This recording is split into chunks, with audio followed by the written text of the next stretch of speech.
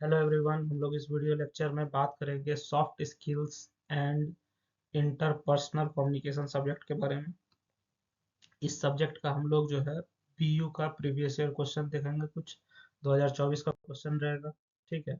Video हमारा 2-3 part में बना हुआ है, तो आप जो है सारा पार्ट जरूर देखिएगा। आप जो है सारा पार्ट्स जरूर देखिएगा वीडियो का। ठीक है। और अगर आपको ऑडियो का इशू हो रहा है तो आप जो है ईयरफोन का प्रयोग कर सकते हैं। चलिए हम लोग जो है यहाँ पे सवाल देखते हैं, हमसे सवाल क्या कह रहा है। ठीक है।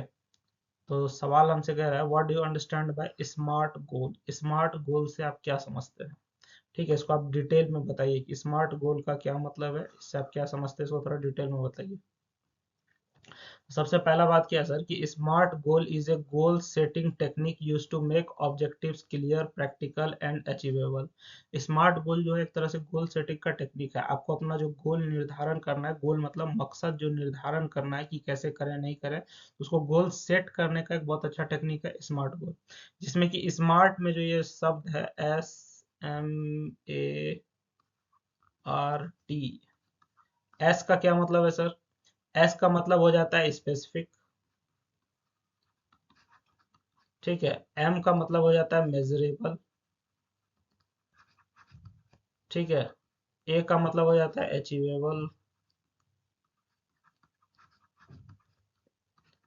आर का मतलब हो जाता है रेलिवेंट। ठीक है। और टी का मतलब हो जाता है टाइम बॉन्ड।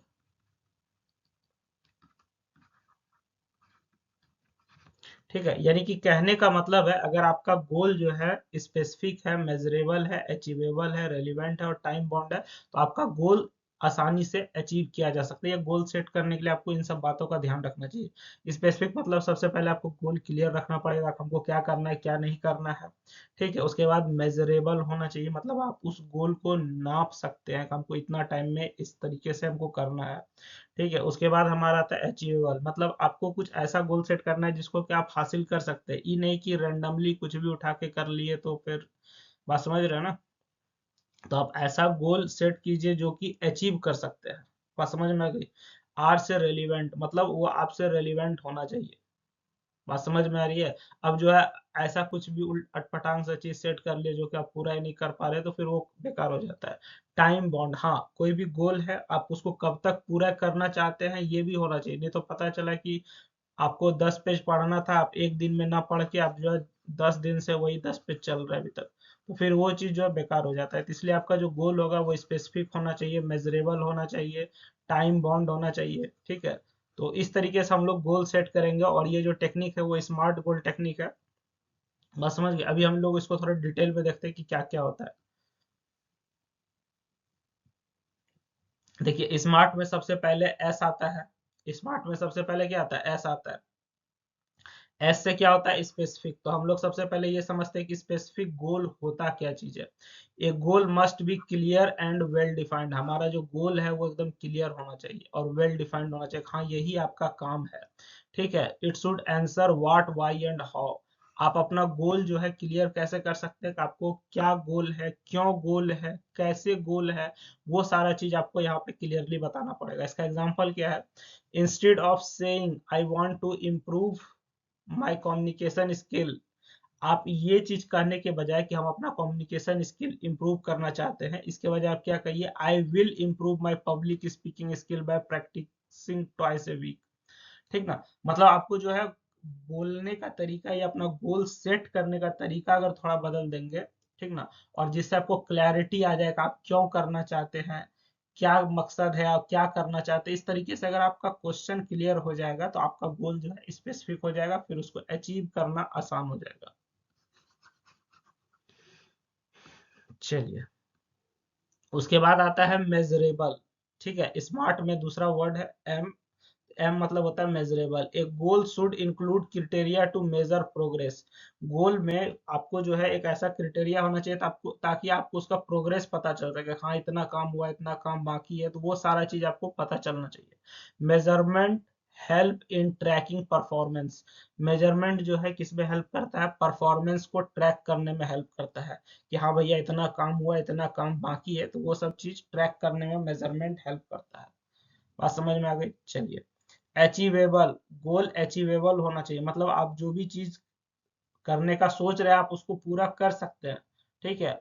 और अगर नहीं पूरा कर सकते तो मतलब उस तरह का सोचिए ही नहीं, ठीक। जैसे कि अगर कोई कह देगा कि हम एक दिन में ही 500 क्वेश्चन लगाएंगे, ठीक है, क्या ये संभव है? जनरली बच्चा नहीं कर पाता है, तो ये आपका लिए क्या है, अनअचीवेबल गोल है, ठीक है। लेकिन हाँ, अगर कोई कहेगा हम एक दिन में 20 क्वेश्चन बनाएंगे, तो ये 20 क्वेश्चन एक दिन में बनाना आसान है, तो ये एक अचीवेबल गोल है, मतलब ऐसा चीज जिसको आप हासिल कर सकते हैं वो अचीवेबल गोल है, ठीक है। तो आपको गोल क्या रखना पड़ेगा, स्पेसिफिक रखना पड़ेगा, मतलब आपको क्लियर होना चाहिए क्या करना है, क्यों करना है, कैसे करना है, वो क्लियर होना चाहिए।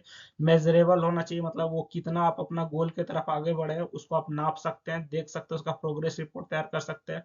गोल अचीवेबल होना चाहिए, ठीक है, कि हाँ इस काम को आप अचीव कर सकते हैं। बात समझ में आ रही है? उसके बाद एग्जांपल क्या है, setting a goal to complete a certification course within 3 months if you have enough time, ठीक है। जैसे कि अगर तुम्हारे पास 3 महीना का समय है, तुम ये सोच रहे हो ना कि हम 3 महीना में जो है ये स्किल अपना इम्प्रूव कर लेंगे, तो वो क्या है, एक तरह का अचीवेबल गोल है। जैसे कोई कहेगा ना हम 3 महीना में जो ऑटो कैड में एक्सपर्ट हो जाएंगे, तो ये क्या है, उसका एक तरह से अचीवेबल गोल है। चलिए, अगला हमारा क्या है, रेलिवेंट। रेलिवेंट मतलब क्या है, the goal should align with long term objectives and career plans, मतलब तुम जो भी चीज अचीव करना चाहते हो वो तुम्हारे लिए काम का चीज हो। बात समझ में आ रही है? जैसे कि अगर तुम गेट एग्जाम के लिए प्रिपेयर कर रहे हो, तो अगर तुम एमटेक या पीएसयू का जॉब चाहते हो तो तुम्हारे लिए गेट एग्जाम का प्रिपरेशन क्या है, रेलिवेंट है। लेकिन अगर तुम एमटेक या पीएसयू जॉब नहीं चाहते हो, ऐसे ही बिना मतलब का गेट एग्जाम में बैठ गए, तो फिर पैसा लगाना, टाइम वेस्ट करना बेकार है। बात समझ में आ रही है?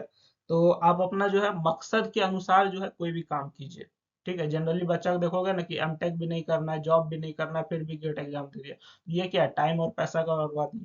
तो इसलिए आपको क्या ध्यान रखना है कि गोल आपका जो है रेलिवेंट भी होना चाहिए। उसके बाद आपका क्या है, टाइम बॉन्ड होना चाहिए, every goal must have a deadline, ठीक है, कि आपको एक टाइम उसका फिक्स कर देना पड़ेगा। Time limits create urgency and focus, time limits जो है अर्जेंसी और फोकस क्रिएट करता है, ठीक ना। इसका एग्जांपल क्या है, I will complete my project report by 30 मार्च। जैसे कि अगर तुमको एक डेडलाइन दिया हुआ है कि हमको प्रोजेक्ट रिपोर्ट 30 मार्च तक कंप्लीट करना है, तो ये टाइम बॉन्ड हो गया, तो इस तरीके से तुम्हारा काम जो है ज्यादा अच्छे से हो पाएगा। चलिए, उसके बाद क्या है, importance of smart goals. Smart goals का क्या क्या महत्व है, improves clarity and focus, smart गोल से आपका जो है क्लैरिटी अच्छा होता है, फोकस अच्छा होता है, मतलब ये चीज पता चल जाता है कि करना क्या, मकसद क्लियर है तो आपको काम करना आसान हो जाएगा। इनहेंसेस मोटिवेशन, ये जो है मोटिवेशन को इनहेंस करता है। बात समझ में आ रही है? प्रोडक्टिविटी इससे आपका बढ़ता है। बेटर टाइम मैनेजमेंट में ये हेल्प करता है, ठीक है। मेक्स इवेल्युएशन इजी, ये जो है इवेल्युएशन को आसान बनाता है। बात समझ में आ रही है? तो ये हमारा जो है स्मार्ट गोल्स का कुछ ना कुछ इंपॉर्टेंस है। चलिए, discuss time management. Time management discuss कीजिए, how helps in smart working, smart working में कैसे हेल्प करता है ये भी बताइए, ठीक है। टाइम मैनेजमेंट क्या है उसको डिस्कस कीजिए, ये स्मार्ट वर्किंग में कैसे हेल्प करता है ये भी बताइएगा। तो सबसे पहले समझते हैं टाइम मैनेजमेंट क्या होता है। जैसे देखो, एक चीज बताता है, सबके लिए 24 घंटा ही होता है। बात समझ में आ रही है? सबके लिए क्या होता है, 24 घंटा ही होता है। लेकिन कुछ लोग उस 24 घंटा को अच्छे से यूटिलाइज कर पाता है, किसी को लगता है 24 घंटा तो बहुत कम समय। बात समझ में आ रही है? किसी को लगता है मेरे पास पूरा फ्री टाइम ही है। तो आपको क्या करना चाहिए ना, टाइम मैनेजमेंट में हम लोग क्या करते हैं, इस 24 घंटा को सही से कैसे यूटिलाइज किया जाए, वो हम लोग यहाँ पे सीखते हैं टाइम मैनेजमेंट में, ठीक है। तो आइए हम लोग एक एक करके देखते हैं कि ये टाइम मैनेजमेंट हम लोग कैसे कर सकते हैं। तो सबसे पहले हम लोग टाइम मैनेजमेंट का डेफिनेशन अगर एग्जाम में पूछ दे टाइम मैनेजमेंट क्या है, तो आपको क्या बताना है, टाइम मैनेजमेंट का मतलब क्या, planning and organising how to divide time between different task effectively to increase productivity. मतलब आपको अगर 10 काम करना है, 10 काम में कैसे कैसे आप समय बांटिएगा ताकि आपका 10 का 10 काम हो जाए और अच्छे से हो जाए, वही आपका टाइम मैनेजमेंट कहलाता है। मतलब आप अपने समय को कैसे मैनेज कर रहे हैं, आप अपना सारा काम, अलग अलग तरह का सारा काम भी कर सकते हैं, ठीक है, और आपका काम अच्छे से भी कर सकते हैं।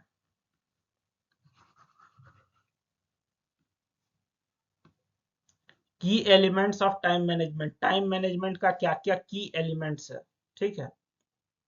चलिए, सबसे पहला है हमारा सेटिंग प्रायोरिटीज। अगर आपको टाइम मैनेज करना है तो आप प्रायोरिटीज सेट करना सीखिए, using methods like urgent important matrix to decide which task to do first.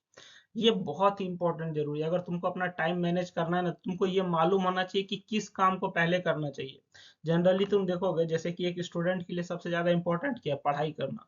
वो दिन में सारा काम करता है और पढ़ाई को सबसे लास्ट में करने बैठता है, तो पता चलता है वो पढ़ ही नहीं पाया। बात समझ में आ रही है? तो आपको प्रायोरिटी सेट करने आना चाहिए कि आपको कौन सा काम पहले करना है, कौन सा काम लास्ट में करना है। अगर आपका प्रायोरिटी क्लियर है तो आपको टाइम मैनेज करना आसान हो जाएगा। लेकिन अगर आपका प्रायोरिटी ही क्लियर नहीं कि कौन सा काम पहले करना है, कौन सा नहीं करना है, तो वैसे में आपको जो है समस्या हो जाएगी।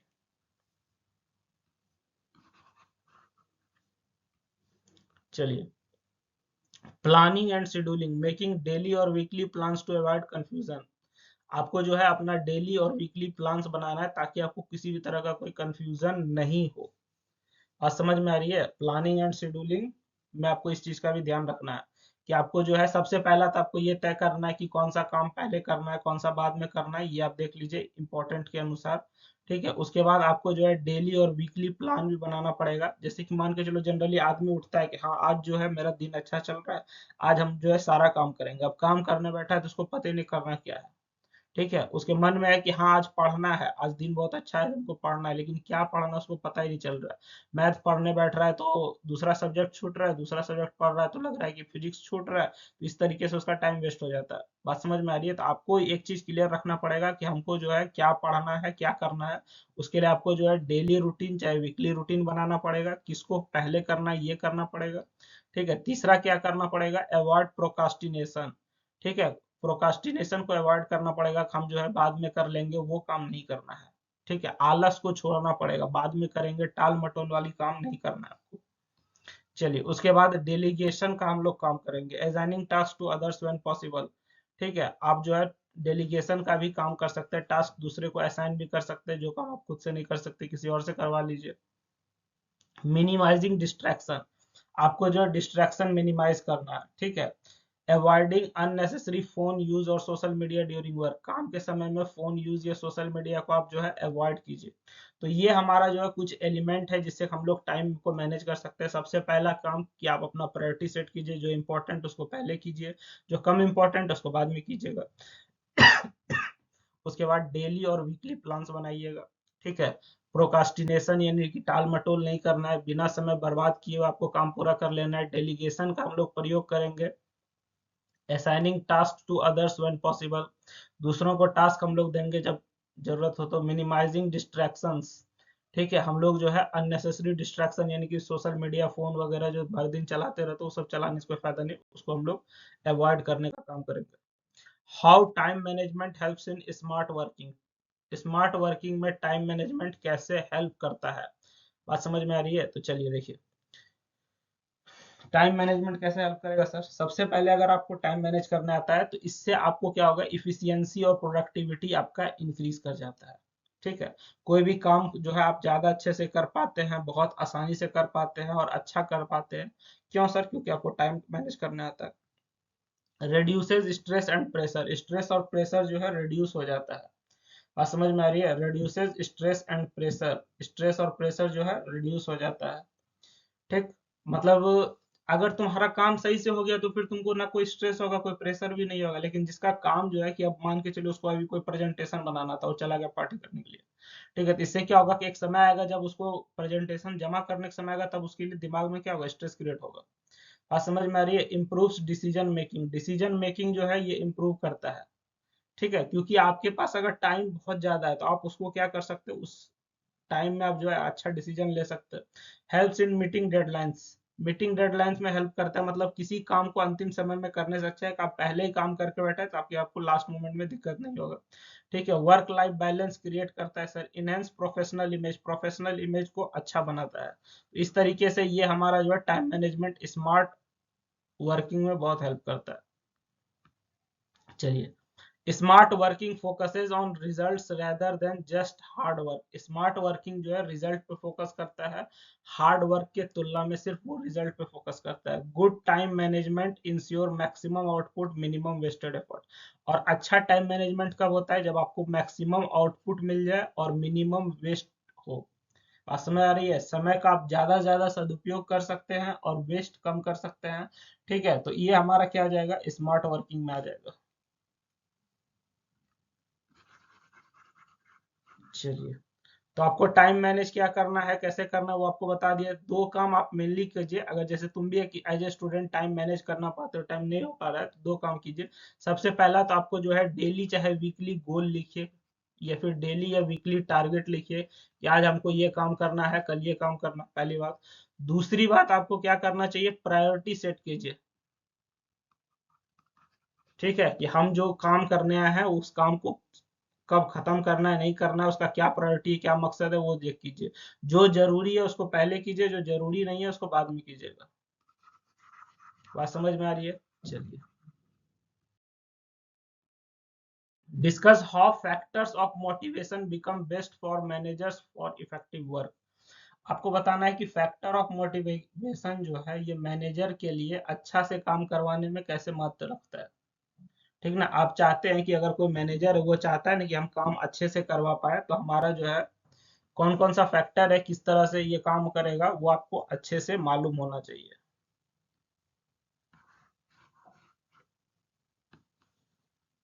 चलिए, motivation is the process of encouraging employees to perform better and achieve organisational goals. Motivation एक तरह का प्रोसेस है जिसमें कि हम लोग एम्प्लॉयज को इंकरेज करते हैं ताकि वो काम अच्छा से कर सके और कोई अचीवेबल ऑर्गेनाइजेशनल गोल को, सॉरी, ऑर्गेनाइजेशन का गोल को अचीव कर सके। कहने का मतलब क्या, आपको बताते हैं। जैसे कि मान के चलो कोई आदमी काम करने के लिए दिया गया, अब उसको काम में मन नहीं लग रहा है। ठीक है, किसी आदमी को कुछ काम करने दिया, उसको काम में मन नहीं लग रहा है, तो फिर वो क्या करता है, जैसे जैसे काम करता रहता है और लास्ट में जाके काम खराब हो जाता है। बात समझ में आ रही है? तो मोटिवेशन क्या करता है, उसको मोटिवेट करता है कि भाई तुमको जो काम मिला उस काम को तुम अच्छा से करो। ठीक है, ताकि तुमको उससे फायदा हो। अब उसको काम को अच्छा से क्यों करेगा, उसको कुछ ना कुछ थोड़ा बहुत लोभ लालच देना पड़ेगा। बात समझ में आ रही है? जैसे कि मान के चलो, अगर बच्चा पढ़ नहीं रहा है, ठीक है, अगर कोई बच्चा पढ़ना नहीं चाहता है तो पेरेंट्स लोग क्या कहते हैं, उसको बोलते हैं ना कि भाई अगर तुम इस एग्जाम में 90% मार्क्स ले आओगे तो हम तुमको जो है बाइक दिला देंगे। तो अब बच्चा जो है नहीं पढ़ने वाला वो पढ़ेगा, क्यों पढ़ेगा, क्योंकि उसको 90% मार्क्स लाना है और तभी जाकर उसको बाइक मिलेगा। अगर बाइक चाहिए तो 90% लाओ। तो बाइक क्या, या मोटिवेशन का काम कर रहा है। ठीक है, अब पेरेंट्स को क्या करवाना है कि मेरा बच्चा 90% ले आए। बच्चा अपने मन से पढ़ना नहीं चाह रहा, उसको मोटिवेट करने के लिए क्या कहा गया है कि आपको जो है बाइक मिलेगा अगर आप 90% लाते हैं तो। ठीक है, तो यहाँ पे इस तरीके से जो है काम को करवाने का एक तरीका है कि आप उसको कुछ ना कुछ गिफ्ट दीजिए, लोभ लालच दीजिए ताकि वो काम करे। आइए इसको हम लोग डिटेल में समझते हैं। मोटिवेशन कितने तरह का होता है ये हम लोग समझते हैं। तो मोटिवेशन हमारा मेनली दो तरह का होता है, एक होता है इंट्रिंसिक मोटिवेशन और दूसरा होता है एक्सट्रिंसिक मोटिवेशन। पहला क्या है, इंट्रिंसिक, दूसरा क्या है, एक्सट्रिंसिक मोटिवेशन। इंट्रिंसिक मोटिवेशन क्या, comes from with in the individual. आपको अपने आप से जो है मोटिवेशन मिलता है। बात समझ में आ रही है? अगर मान के चलो तुम 10th का एग्जाम दिए, तुम्हारा परसेंटेज अच्छा आ गया, ठीक है, तो तुमको मन करेगा कि हम जो है 12 में अच्छे से पढ़ाई करें। वो तुमको क्या, अंदर से मोटिवेशन मिल रहा है। किसी एग्जाम में तुम अच्छा किए, या फिर कोई क्वेश्चन था जो पूरे क्लास में किसी से नहीं बन पाया और तुमसे वो सवाल बन गया, तो तुमको अंदर से लगेगा ना, अच्छा महसूस होगा, भाई हम भी कुछ कर सकते हैं। तो वो क्या है, अपने आप से मोटिवेशन आता है, उसको इंट्रिंसिक मोटिवेशन कहते हैं। दूसरा होता है एक्सट्रिंसिक मोटिवेशन। ठीक है, जैसे कि एक्सट्रिंसिक मोटिवेशन मतलब कि आपको बाहर से कुछ मिल रहा है जिस वजह से आप मोटिवेट हो रहे हैं।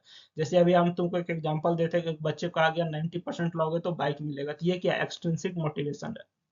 ठीक है, उसके बाद जैसे कि कंपनी सब में कोई काम करता है तो उसको सैलरी मिलता है। ठीक है, अच्छा काम करने पे बोनस मिलता है, प्रमोशन मिलता है, रिकॉग्निशन मिलता है। ठीक है, तो इस तरीके से उसका क्या है, ये सब क्या एक्सट्रिंसिक मोटिवेशन है कि आप जो ये काम कर रहे हैं क्यों कर रहे हैं, सर हमको सैलरी मिलेगा इसलिए हम ये काम कर रहे हैं, सर हमको बोनस मिलेगा इसलिए हम लोग ओवर टाइम कर रहे हैं। तो ये सब क्या एक्सट्रिंसिक मोटिवेशन। इंट्रिंसिक कहाँ आता है, आदमी के अपने खुद के अंदर से आता है। एक्सट्रिंसिक मतलब उसको बाहर से कोई मोटिवेट कर रहा है, वो हमारा एक्सट्रिंसिक मोटिवेशन हो गया। चलिए, important factors of motivation for managers. Managers के लिए इंपॉर्टेंट फैक्टर्स ऑफ मोटिवेशन क्या है, ठीक है, वो चीज हम लोग आइए यहाँ से देखते हैं। पहला क्या है, रिकॉग्निशन एंड एप्रिसिएशन। बात समझ में आ रही है? आप उस चीज को रिकॉग्नाइज कीजिए और अप्रिशिएट कीजिए। Employees feel valued when their efforts are recognised. मतलब आप अगर किसी के काम को जो है ना रिकॉग्नाइज कर रहे हैं, उसको वैल्यू दे रहे हैं, तो उसको अंदर से अच्छा महसूस होता है। ठीक है, अगर आप किसी के काम को कह रहे हाँ भाई तुम अच्छा काम किए, तुम ये काम बहुत अच्छा तरीके से करना जानते हो, तो उसको अपने आप में कुछ महसूस होता है, और जब उसको अपने आप में कुछ महसूस होता है ना, तो फिर वो काम अच्छे से करने लगता है। बात समझ में आ रही है? चलिए, दूसरा क्या है, क्लियर कम्युनिकेशन। आपको कम्युनिकेशन क्लियर रखना पड़ेगा। Clear instructions improve performance. ठीक है, क्लियर इंस्ट्रक्शन रहेगा तो आपका परफॉर्मेंस अच्छा रहेगा। बात समझ में आ रही है? लेकिन बात को अगर उलझाया गया है तब तो भैया दिक्कत हो जाएगी। Participation in decision making. Decision making में क्या क्या पार्टिसिपेशन है? Increases commitment and responsibility. Commitment और रेस्पॉन्सिबिलिटी जो है इंक्रीज किया जाता है। बात समझ में आ रही है डिसीजन मेकिंग में? उसके बाद फेयर रिवार्ड्स एंड इंसेंटिव। जो अच्छा काम करेगा उसको हम रिवार्ड देंगे, इंसेंटिव मिलेगा, अलग से कुछ दिया जाएगा। ठीक है, इस तरीके से आदमी क्या करता है काम में मोटिवेशन महसूस करता है और उस काम को अच्छा से करने का कोशिश करता है। Training and development improve skill and confidence. ठीक है, आपको जो है समय समय पे ट्रेनिंग और डेवलपमेंट भी करवाना चाहिए ताकि आदमी का इससे स्किल इंप्रूव हो सके। बात समझ में आ रही है? तो ये सब हमारा कुछ जो है ना इंपॉर्टेंट फैक्टर्स है मोटिवेशन फॉर मैनेजर्स के लिए।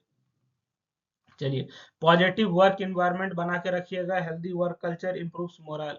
हेल्दी वर्क कल्चर जो है मोरल को इंप्रूव करता है।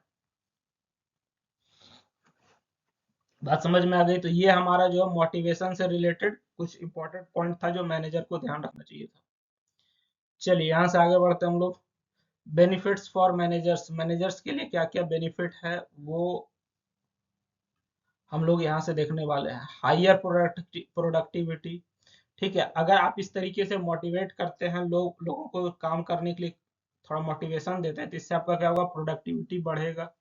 बात समझ में आ रही है? कोई कंपनी है जहाँ पे लोग जो एकदम सुस्त हो गए, अगर आपको उनसे काम करवाना है तो आप उसको बोल रहे हैं कि भैया काम करो समय पे, ठीक है, तो इस बार जो है प्रमोशन मिल जाएगा, तो उसका काम करने का तरीका जो है क्या होगा, बढ़ जाएगा। टीम वर्क बेटर रहता है। कॉन्फ्लिक्ट नहीं होता है, आपस में विरोध वगैरह नहीं होता है, लड़ाई झगड़ा नहीं होता है, एम्प्लॉय का सेटिस्फेक्शन भी ठीक रहता है, एम्प्लॉय टर्नओवर भी लो रहता है। तो इस तरीके से ये हमारा जो है मोटिवेशन में बहुत कुछ मैनेजर को हेल्प मिलता है यहाँ से। चलिए, अब अगला सवाल क्या है, differentiate between verbal and non verbal communication. Verbal और नॉन वर्बल कम्युनिकेशन के बीच में आपको डिफरेंशिएशन करना है। ठीक है, तो आइए हम लोग यहाँ से एक एक करके देखते हैं। अच्छा, ये जो डिफरेंशिएट करेंगे हम लोग किसी न किसी चीज के आधार पे करेंगे। बात समझ में आ रही है? जैसे कि हम लोग जो है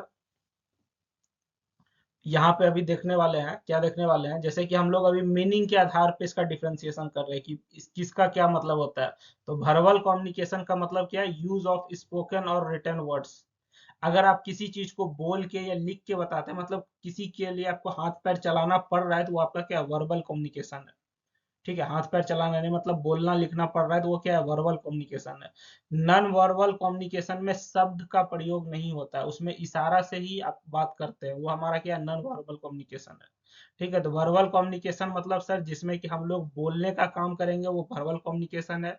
जिसमें बिना बोले काम करेंगे वो क्या है, नॉन वर्बल कम्युनिकेशन है। बात समझ में आ गई? जिसमें बोल के काम करेंगे वर्बल, जिसमें बिना बोले करेंगे नॉन वर्बल। दूसरा क्या है, मोड का बात किया जाता है। Verbal speech, telephone, meetings, emails. ठीक है, अगर किस मोड से बात किया जाए, वर्बल कम्युनिकेशन हम लोग कैसे करते हैं, बोल के करते हैं, टेलीफोन से करते हैं, मीटिंग के द्वारा करते हैं, ईमेल के द्वारा करते हैं।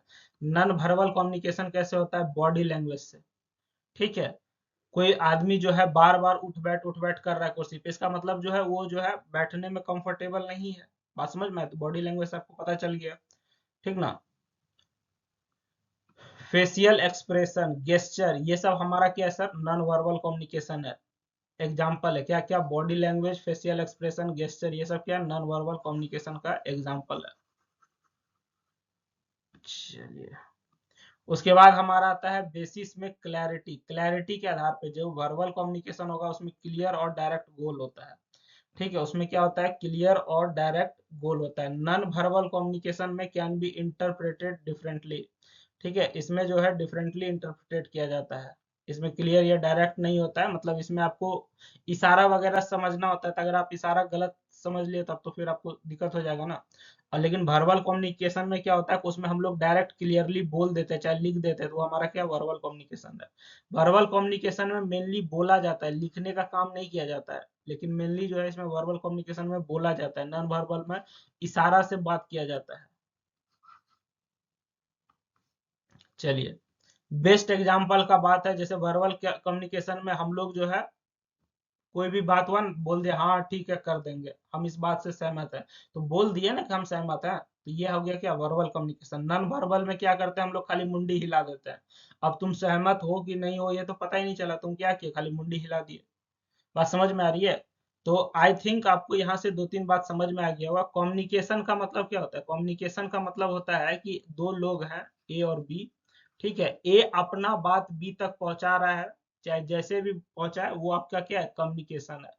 मतलब आप अपने मन की बात दूसरे तक पहुंचा रहे, चाहे जिस रूप से पहुंचा रहे, जिस माध्यम से पहुंचा रहे, वो क्या है, कम्युनिकेशन है। ठीक है, एक का आइडिया दूसरे तक जाना चाहिए, वो कम्युनिकेशन है। बात समझ में आ रही है? अगर तुम वो चीज बोल के कर रहे हो तो वो क्या है, वर्बल कम्युनिकेशन है। बिना बोले इशारा से कर रहे हो तो वो क्या है, नॉन वर्बल कम्युनिकेशन है। बात समझ में आ रही है? अगर तुम लिख के कर रहे हो तो वो हमारा क्या है, रिटन कम्युनिकेशन है। ठीक है, अगर तुम डिजिटल माध्यम से कर रहे हो तो वो तुम्हारा क्या है, डिजिटल कम्युनिकेशन है। तो मतलब जिस माध्यम से कर रहे हो वो कम्युनिकेशन है। कम्युनिकेशन का मतलब क्या है, अपना मन का बात दूसरे तक पहुंचाना। बात समझ में आ रही है? चलिए, both forms are important for effective communication. Effective communication के लिए दोनों इंपॉर्टेंट है, वर्बल नॉन वर्बल दोनों इंपॉर्टेंट है।